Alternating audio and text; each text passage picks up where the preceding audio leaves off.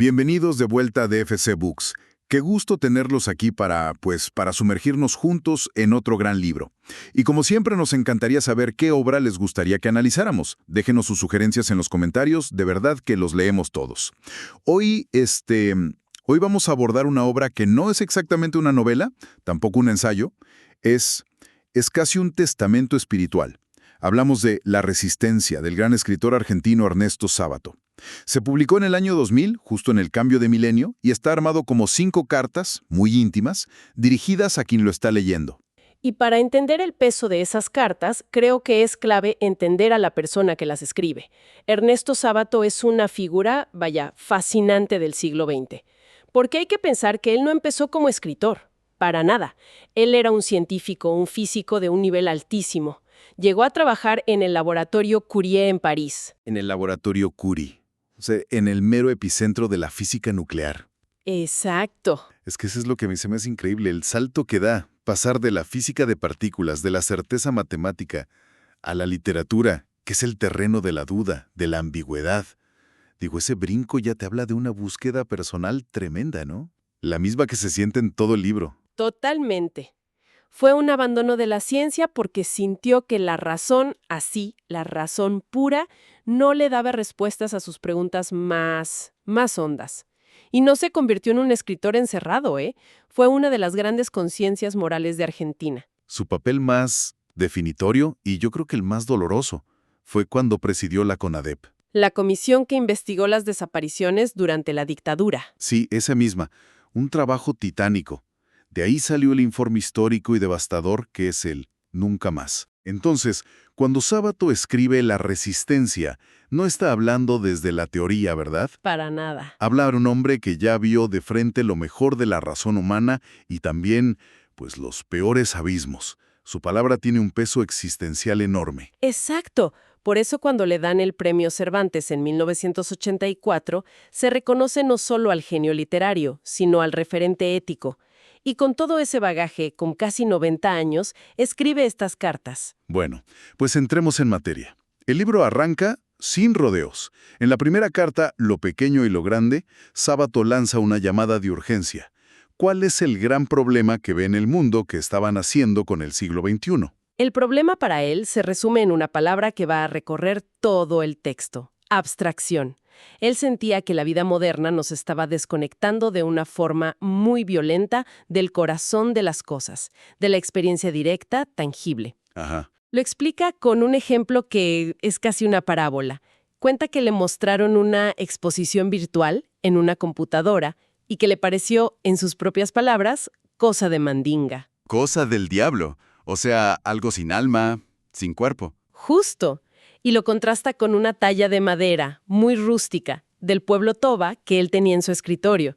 Una pieza que podía tocar, sentir, su textura, su peso, su historia. Claro, la pantalla es luz, es una idea.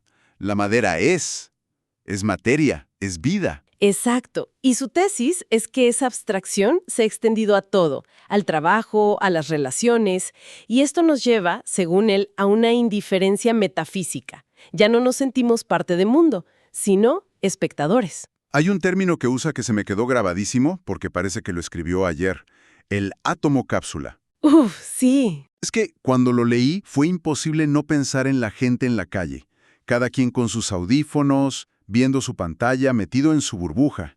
Es que fue profético.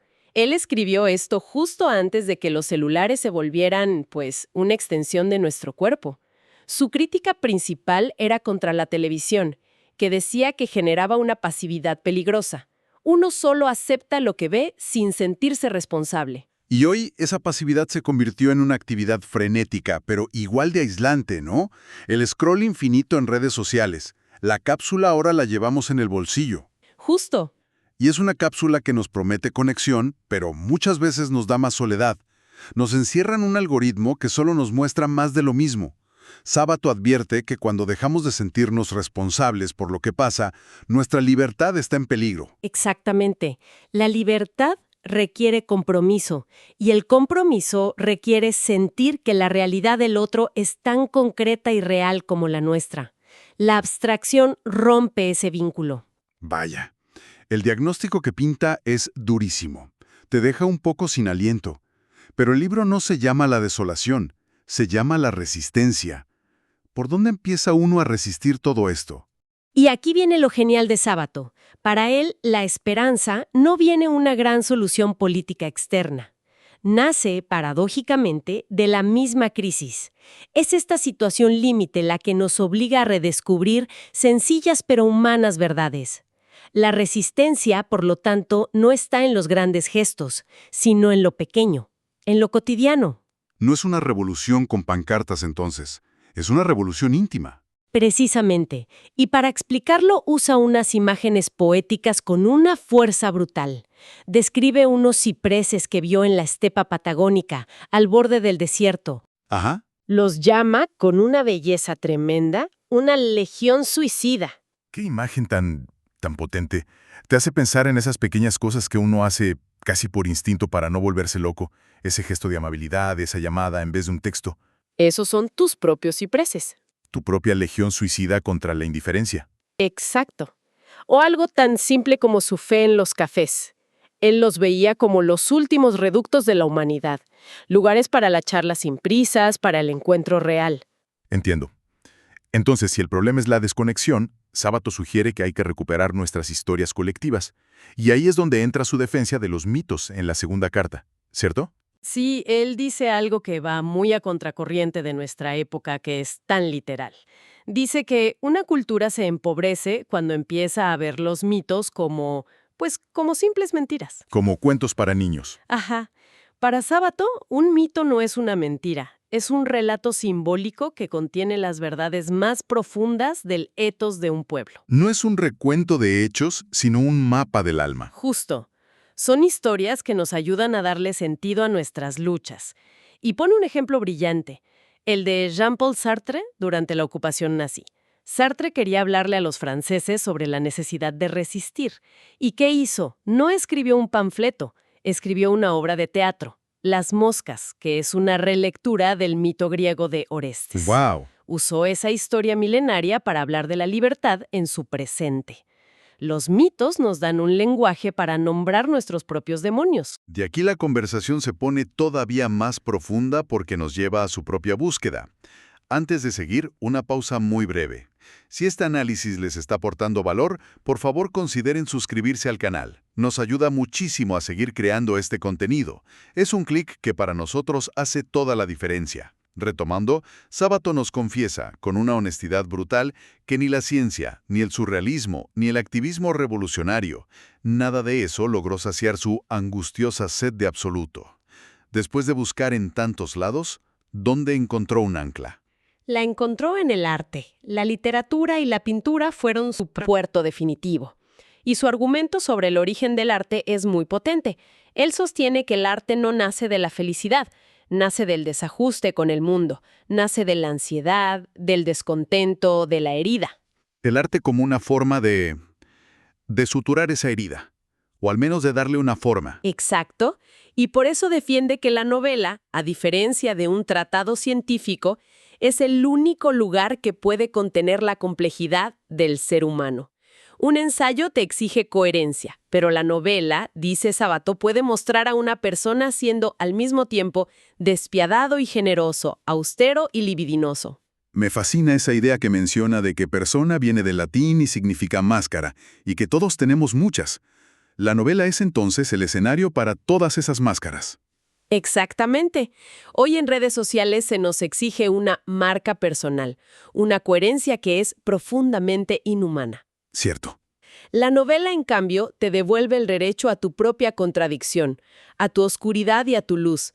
Es una forma de resistencia literaria contra una civilización racionalista y mecánica que quiere etiquetarnos. Y en esa exploración él también encuentra la bondad. Menciona a personajes suyos, como Hortensia Paz o el sargento Sosa. ¿Qué representan ellos? Son fundamentales. A pesar de que Sábato es conocido por explorar los abismos del alma, él encuentra la bondad suprema en estos personajes que son aparentemente simples, marginales. Hortensia Paz es una prostituta bondadosa que ofrece consuelo. Son personajes que sin grandes discursos encarnan el amor. Para Sábato, en esos actos anónimos de bondad se demuestra que el amor es, al final, la victoria sobre el mal. Y así, casi sin darnos cuenta, llegamos al corazón del libro, la quinta carta, titulada La resistencia. Después de todo este diagnóstico, ¿cómo nos propone Sábato que resistamos, concretamente? Y aquí es donde demuestra una honestidad y un sentido de la realidad enormes. Reconoce que el mundo ha cambiado y que resistir hoy no puede ser lo mismo que antes. Dice, textualmente, que no le puede pedir a alguien que abandone su trabajo en este capitalismo salvaje si de eso dependen sus hijos y sus padres. Sería un heroísmo vacío, irresponsable. Entiendo el punto, y es muy humano, pero ¿no corre el riesgo de ser una visión un poco conformista? Digo, alguien podría decir que enfocarse solo en pequeños actos le quita urgencia a la necesidad de cambios estructurales, ¿no? Es una objeción súper válida, y creo que Sábato la anticipa. Él no dice que solo existan los pequeños actos. Lo que plantea es que en una era de impotencia generalizada, donde las grandes estructuras parecen inamovibles, el punto de partida tiene que ser otro. ¿Un llamado a recuperar el poder en la escala humana? Exacto. La conciencia debe empezar en lo personal, en lo que sí controlamos, para que desde ahí quizás se pueda construir algo más grande. Es un fundamento, no un techo. Por eso propone que la resistencia hoy debe ser algo menos formidable, más pequeño, como la fe en un milagro. ¿Y cuáles son esos actos, esos espacios de libertad? Da un ejemplo que te sacude. Nos recuerda la cifra de los 250 millones de niños que viven en las calles del mundo. Y afirma que nuestro compromiso activo ante esa realidad puede generar una nueva forma de vivir. La verdadera resistencia, dice, la encarnan esas personas anónimas que se sacrifican para cuidar a los más desvalidos. Y ahí nos deja una de sus frases más hermosas. ¿A la vida le basta el espacio de una grieta para renacer? ¡Qué potente! No necesitas demoler el muro, solo necesitas encontrar una grieta y cuidar la plantita que brota de ahí. Entonces, después de todo este viaje, ¿con qué idea final nos deja Sábato? Pues nos deja con la sensación de estar en una noche, la noche del fin de la modernidad. Pero en lugar de que sea algo aterrador, cita a Berdiaev para recordarnos que la noche tiene revelaciones que el día ignora. No es el final, sino una oportunidad para ver las estrellas. Esa es la idea. El llamado final es a resistir para defender lo sagrado del ser humano, y concluye con una cita del poeta Hölderlin, que es casi una plegaria, que el hombre mantenga lo que de niño prometió. Es una llamada a recuperar nuestra humanidad más esencial, ¿no? Justo eso. Un llamado a la acción desde lo cotidiano. Sábato nos deja con una idea muy provocadora. La libertad que está a nuestro alcance es mayor de la que nos atrevemos a vivir. Quizá la pregunta para reflexionar es esa. ¿En qué pequeñas grietas de nuestro día a día podríamos ejercer esa libertad que no usamos, para crear un poco más de conexión y un poco más de vida? Muchísimas gracias por habernos acompañado en este análisis profundo para DFC Books. No olviden dejar sus sugerencias para futuras lecturas. Hasta la próxima.